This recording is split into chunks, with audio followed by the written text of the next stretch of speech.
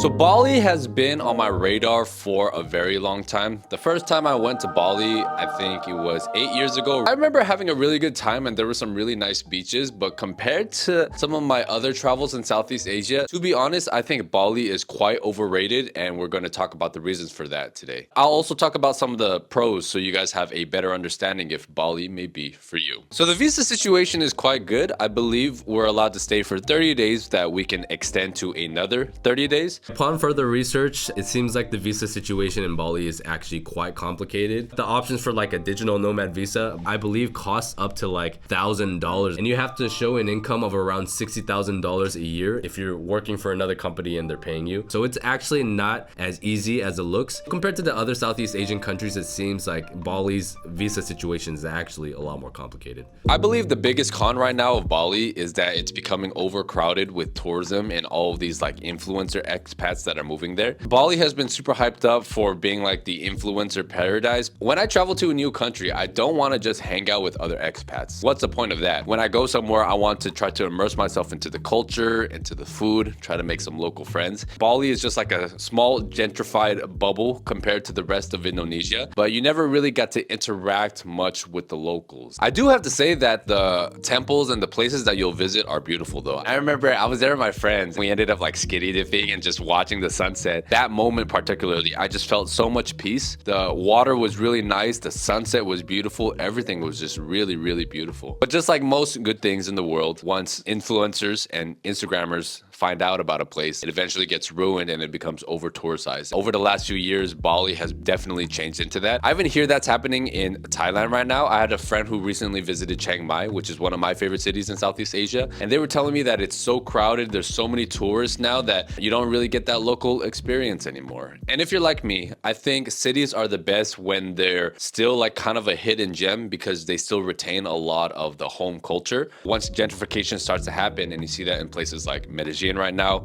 Mexico City is a really big culprit of this as well. I can understand why locals get upset about that. And to be honest, that also upsets me. So one of the most common questions I get is how do you make money living abroad? One of the most common ways that people do it is by teaching English or a foreign language online. So if you are currently an online language teacher or you're looking to get into the field, but you're not entirely sure how to get your own private students, and you want to avoid working with schools or these platforms that take a big percentage off of every single lesson, I highly recommend checking out the Private Teacher Blueprint. It's a step-by-step program created by my friend Justin, who actually has his own YouTube channel in Russian and did exactly this while he was living in Russia. He's been able to help teachers double or even triple their income by going private. There is a 60-day, 100% money-back guarantee, plus you get unlimited one-on-one support directly with Justin. So if you guys are interested in the program, I'll leave a link to the Private Teacher Blueprint in the description and the pinned comment down below. Number 6, traffic and infrastructure issues. Indonesia in general is just made up of a bunch of different islands. A lot of the roads are just like one way each way, so when there was traffic, it was a pain in the butt to get everywhere. Bali is really interesting because you have like these really amazing villas, but the rest of the island is really not that developed yet. They're really catering to tourists. I think that is a cool experience to a certain extent though, because if I wanted to go away for like a month and just be like in a villa in the middle of nowhere and be really, really close to nature, I think there is an appeal to that. Infrastructure is an issue that's plaguing all of Southeast Asia. I think Singapore is the only place that really does it the best. I hear that in Kuala Lumpur, they're improving a lot. The public transportation in Bangkok is quite good too, but in Bali, the infrastructure is still really, really poor, and I don't see that changing anytime soon. So number 5 is the cost of living, and I think this is definitely going up. I remember when I went 8 years ago, everything was really cheap, but you can see a big difference between the gentrified areas and the local areas. We were staying in the local areas, and we were staying in this hostel called Bali Caps Hostel, which was actually really, really awesome. And if you just stay in like the gentrified areas, meals are not that cheap. You're going to be paying like Western prices. Just like anywhere else in the world, as soon as the expat demand goes up, prices are also going to go up. So this is kind of the downside of being in a city that's like not a hidden secret anymore. Number 4, and this is a personal con of mine, I'm just not a big fan of Southeast Asian weather.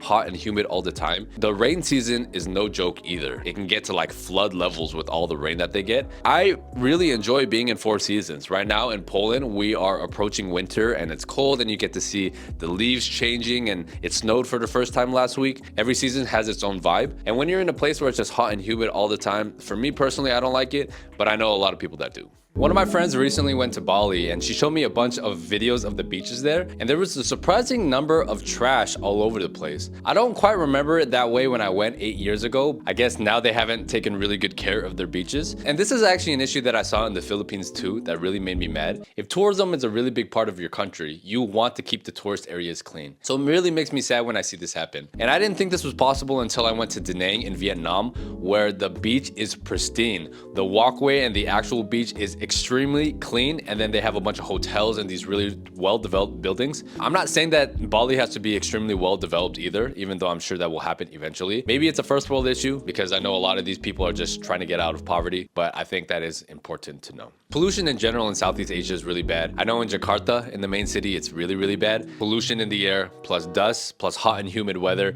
For me, it's just always a really bad time. Number 2 are health concerns. A lot of people will suffer from Bali belly. Just the infrastructure of the water isn't the most clean. When I went 8 years ago, one of my friends did get sick and it just ruined the whole entire trip for all of us because she was sick for maybe like 5 days. That's something to keep in mind, especially if this is your first time traveling to a country like this. I've seen that the healthcare in Bali apparently is quite good. It's quite affordable. I don't know how good the quality of it is, so anybody who's been there before can let me know in the comments down below. But through my research, I've seen that the healthcare has been quite good. But let's talk about some of the pros of Bali. I think number 1 is definitely cost of living. I think you could say this about all of Southeast Asia. It's very, very cheap compared to Western countries, even though this is a little bit of a complicated question, because if you were to eat where the locals eat, yes, you can get cheaper prices, but if you just go to all the gentrified areas, you're going to be paying Western prices anyways. But I think overall, it's still cheaper than living in a place like Hawaii or New York, right? There's a lot of natural beauty. All of the temples that they have there are really, really beautiful. Bali is truly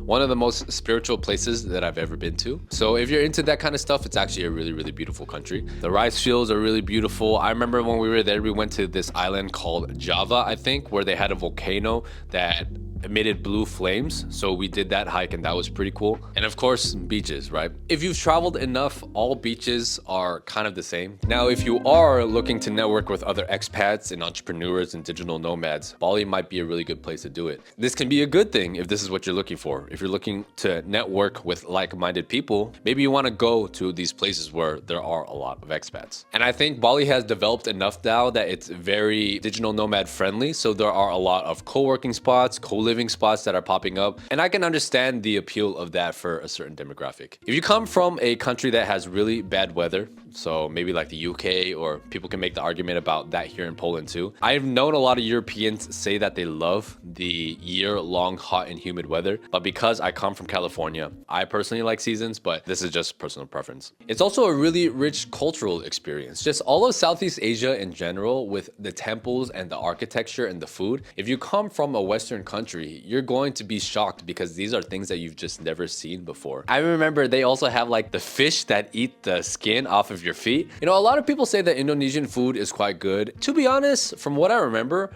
it was okay, but I don't think it was as good as Thailand and Vietnam. I know there's this kind of stereotype of people in Bali being like the super into wellness and yoga stuff, and I think that is real. So if you are into that scene, you can probably find a lot of like-minded people in Bali. The locals are actually very, very friendly. Bali is quite a safe country. I heard that in Jakarta, it's not the most safe, but comparing to where I was in Colombia, right? Like anything is safer than that. It has a lot of things to offer, especially if it's like your first time going to a Southeast Asian country. I just think that in general, it's just not a very authentic experience and it feels quite hollow. I would go back to Bali, but it's not like on the top of the things that I want to do. I would rather go and see a new country like Malaysia or Cambodia. I highly recommend that you guys watch this video next. What do you guys think? Do you agree or not agree? Let me know down below.